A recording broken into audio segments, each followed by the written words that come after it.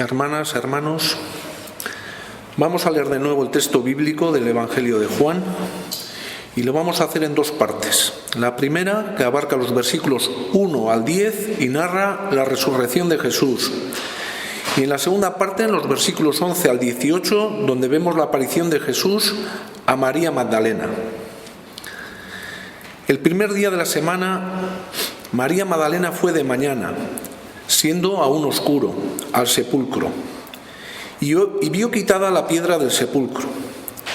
Entonces corrió y fue a Simón Pedro y al otro discípulo, aquel al que amaba Jesús, y les dijo: «Se han llevado del sepulcro al Señor, y no sabemos dónde le han puesto». Y salieron Pedro y el otro discípulo, y fueron al sepulcro. Corrían los dos juntos, pero el otro discípulo corrió más aprisa que Pedro, y llegó primero al sepulcro. Y bajándose a mirar, vio los lienzos puestos allí, pero no entró. Luego llegó Simón Pedro tras él, y entró en el sepulcro, y vio los lienzos puestos allí y el sudario, que había estado sobre la cabeza de Jesús, no puesto con los lienzos, sino enrollado en un lugar aparte. Entonces entró también el otro discípulo, que había venido primero al sepulcro, y vio y creyó, porque aún no habían entendido la Escritura, que era necesario que él resucitase de los muertos, y volvieron los discípulos a los suyos. En los tiempos de Jesús, la gente creía que el espíritu de una persona muerta permanecía en los alrededores de la tumba por 3 días. Así que comúnmente solo visitaban la tumba durante los primeros 3 días después del entierro. Las leyes religiosas de entonces prohibían las visitas durante el sábado. Así que lo más temprano que María podía visitar la tumba era al ocultarse el sol en la tarde del sábado y cuando comenzaba el primer día de la semana. En Mateo 27:56 y en Marcos 15:40 dicen que María Magdalena iba acompañada por Salomé y María, la madre de Jacobo. Juan menciona solamente a María Magdalena, pero en el versículo 2 María dice: «No sabemos», y con ello sugiere que pudo haber estado acompañada por otras. Juan no nos dice el propósito de la visita, pero Marcos 16:1 dice que las mujeres compraron especias aromáticas para venir a ungirle. José y Nicodemo habían hecho lo que habían podido hacer, dado el escaso tiempo que tuvieron por la llegada del sábado. María viene para asegurarse de que el cuerpo de Jesús ha sido adecuadamente preparado, para dolerse y para mostrar sus respetos a un hombre cuya muerte la ha herido profundamente. Recordemos que Jesús la había liberado de 7 demonios, como leemos en Lucas 8:2, y su devoción para él era muy grande. La roca que sellaba la entrada había sido quitada del sepulcro, como leemos en el versículo 1. Los evangelios sinópticos describen diciendo que fue removida. Y Mateo dice que un ángel la removió, como leemos en Mateo 28:2. En este capítulo de Mateo, un ángel les dice a las mujeres que Jesús ha resucitado. En el Evangelio de Marcos, el mensajero es un hombre joven, vestido de blanco, y en el Evangelio de Lucas, las mujeres entran a la tumba, pero no encuentran el cuerpo. Aquí Juan no habla de un mensajero ni de que María entró a la tumba. Tal vez lo hace o tal vez ella interpreta de la puerta abierta de la tumba que Jesús no está ahí. Ella ni siquiera considera que Jesús pueda haber resucitado de la muerte. Ella concluye bastante lógicamente que alguien ha tomado el cuerpo de Jesús de la tumba. Tal vez fueron las autoridades imponiendo un agravio más sobre Jesús. Tal vez fueron salteadores de tumbas. Imaginaros el impacto emocional de encontrar ultrajada la tumba de un ser amado. María había estado sufriendo, ahora estaba impactada, horrorizada. María reacciona yendo a decirle a Pedro y al discípulo amado que han llevado al Señor del sepulcro y no sabemos dónde le han puesto, como leemos en el versículo 2. Ella ve, pero falla en ver. Ella presupone, basada en su experiencia, que los cuerpos no desaparecen nada más así. Probablemente las autoridades han removido el cuerpo como parte de su esfuerzo para borrar todo recuerdo de Jesús. O tal vez algunos saltadores de tumbas han robado el cuerpo, que era un problema común en ese tiempo. María va a Pedro, en parte porque él es el líder de los discípulos. Además, Pedro y el discípulo amado permanecieron en los alrededores y no se fueron como otros discípulos. La presencia de estos dos hombres en la tumba será importante, porque establece dos testigos legales, el número requerido por la ley de la Torá, para la tumba vacía. Como mujer, María no tenía una posición legal como testigo. Es interesante ver la interacción entre Pedro y el discípulo amado, que por lo general se piensa que era Juan. Corren juntos por un trecho, pero después el discípulo deja atrás a Pedro y llega primero a la tumba. Algunos eruditos han dicho que están corriendo como rivales, pero no hay evidencia para apoyar esto. Tal vez el discípulo amado es más joven y capaz de correr más rápido. Tal vez está motivado por su gran amor. Cuando llega, se asoma hacia la tumba para ver, pero no entra a la tumba. Pedro, siempre impetuoso, lo pasa y entra a la tumba, donde ve los lienzos. Y el sudario, que en griego es sudarian, y es el lienzo facial, que había estado sobre su cabeza, no puesto con los lienzos, sino envuelto en un lugar aparte. Algunos eruditos proponen que estos lienzos están en su lugar como si el cuerpo de Jesús de alguna manera se hubiera desmaterializado, dejando los lienzos en el lugar donde su cuerpo había estado. Sin embargo, Juan no nos dice nada de eso. En su lugar nos dice que el sudarian estaba en un lugar aparte del resto de los lienzos y había sido enrollado. Si Jesús se hubiera desmaterializado, el sudarian estaría bastante cerca del resto de los otros lienzos y no habría estado enrollado. Estos lienzos sirven tres funciones en la historia. Primero, proveen una evidencia visual de la resurrección de Jesús. El cuerpo ya no está, pero los lienzos nos recuerdan que el cuerpo de Jesús estuvo allí. Segundo, los lienzos proveen evidencia de que el cuerpo de Jesús no fue robado. Los saltadores de tumbas no habrían dejado atrás un lienzo de lino valioso, y ni los saltadores ni las autoridades judías hubieran tomado el tiempo para quitar los lienzos del cuerpo, retrasando así su escape e incrementando el riesgo de ser descubiertos. De hecho, la ordenada escena que Juan describe aquí no es lo que esperaríamos en la escena de un robo o un secuestro. Tercero, sirven para una función teológica. Cuando Jesús levantó a Lázaro de los muertos, Lázaro salió de la tumba todavía envuelto en los lienzos fúnebres. Jesús tuvo que mandar a los presentes que lo liberaran para que Lázaro pudiera reasumir su vida terrenal normal, como leemos en el Evangelio de Juan en el capítulo 11.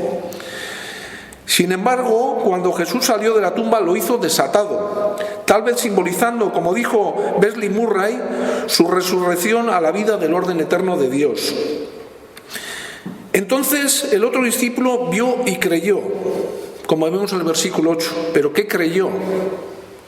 La impresión es que cree que Jesús ha sido levantado entre los muertos, pero Juan no nos dice eso. En su lugar, en los siguientes 3 versículos, Juan nos dice que aún no sabían la Escritura, que era necesario que él resucitase de los muertos. Algunos piensan que simplemente él cree en el informe de María, de que el cuerpo de Jesús ya no está ahí, pero eso parece trivial, comparado con el tono serio de vio y creyó, y el comentario posterior de Jesús a Tomás, en el Evangelio de Juan capítulo 20, donde dice: porque me has visto, Tomás, creíste. Bienaventurados los que no vieron y creyeron. Parece ser que ver los lienzos en el sepulcro desportó algo de una fe novata en el discípulo amado y que sería fuertemente presionado a definir. Se encuentra a sí mismo en algún lugar entre la esperanza y la fe, sin entender lo que ha pasado, pero sintiendo en un nivel profundo que debe ser maravilloso. Muchos de nosotros llegamos a la fe justamente de esa manera. Creemos en un Señor a quien solamente conocemos en una pequeña parte y reconocemos lo incompleto de nuestra fe. Pasando los años, nuestra fe se ha profundizado y nuestra habilidad para articularla ha crecido. Pero viendo hacia atrás, de cualquier manera entendemos que había algo maravilloso, incluso sobre nuestra inmadurada e inarticulada fe. Es muy posible que el escritor del Evangelio también sea el discípulo amado y que está contando la historia del nacimiento de su propia creencia. En el versículo 9 la palabra necesario es importante, ya que llegaron a ver que la resurrección en la profecía inspirada no ocurría por casualidad. La mano de Dios estaba ahí, debía ocurrir. De cualquier manera, el discípulo amado ve más claramente que Pedro, que ve sin ver, y cree más rápidamente que Tomás, quien requiere una evidencia irrefutable. Termina este fragmento diciendo: y volvieron los discípulos a los suyos. Si estaban completamente convencidos que Jesús estaba vivo, de seguro que lo habrían gritado desde los techos. Que regresen a los suyos es una conclusión decepcionante para esta parte de la historia. Hermanos, hermanas, ¿no nos ocurre hoy lo mismo a nosotros? ¿Por qué hay tanta pasividad? ¿Por qué hay tanta falta de devoción y compromiso en los cristianos si estamos convencidos de que Jesús vive? Reflexionemos en ello. Leemos la segunda parte del texto bíblico. Pero María estaba afuera, llorando, junto al sepulcro, y mientras lloraba, se inclinó para mirar dentro del sepulcro, y vio a dos ángeles con vestiduras blancas que estaban sentados, el uno a la cabecera y el otro a los pies, donde el cuerpo de Jesús había sido puesto. Y le dijeron: Mujer, ¿por qué lloras? Les dijo: porque se han llevado a mi Señor, y no sé dónde le han puesto. Cuando había dicho esto, se volvió y vio a Jesús que estaba allí, mas no sabía que era Jesús. Jesús le dijo: Mujer, ¿por qué lloras? ¿A quién buscas? Ella, pensando que era el hortelano, le dijo: Señor, si tú lo has llevado, dime dónde lo has puesto y yo lo llevaré. Jesús le dijo: María. Volviéndose ella le dijo: Raboní, que quiere decir maestro. Jesús le dijo: No me toques, porque aún no he subido a mi Padre. Mas ve a mis hermanos y diles: Subo a mi Padre y a vuestro Padre, a mi Dios y a vuestro Dios. Fue entonces María Magdalena para dar a los discípulos las nuevas de que había visto al Señor y que Él le había dicho estas cosas. María regresa al sepulcro para encontrar a dos ángeles sentados donde Jesús había yacido, el uno a la cabecera y el otro a los pies, igual que los dos querubines que estaban a los lados del arca del pacto. Ni Pedro ni el discípulo amado vieron a los ángeles, y María no los reconoce como ángeles. Ellos le preguntan a María por qué está llorando, y ella explica a través de sus lágrimas: porque se han llevado a mi Señor y no sé dónde le han puesto. Nosotros no sabemos quién son ellos, y María seguramente tampoco. Entonces María se vuelve y Jesús repite la pregunta que los ángeles apenas le han hecho, y María falla para reconocer a Jesús. Tal vez su visión está oscurecida por las lágrimas. Tal vez su dolor la ha abrumado tanto que no puede pensar claramente. Tal vez porque vino buscando a un hombre muerto, su mente es incapaz de ver un hombre vivo. Frecuentemente vemos lo que esperamos ver y fallamos para reconocer lo inesperado que está frente a nuestros ojos. Tal vez el cuerpo de Jesús ha sido transformado tanto que no es inmediatamente reconocible.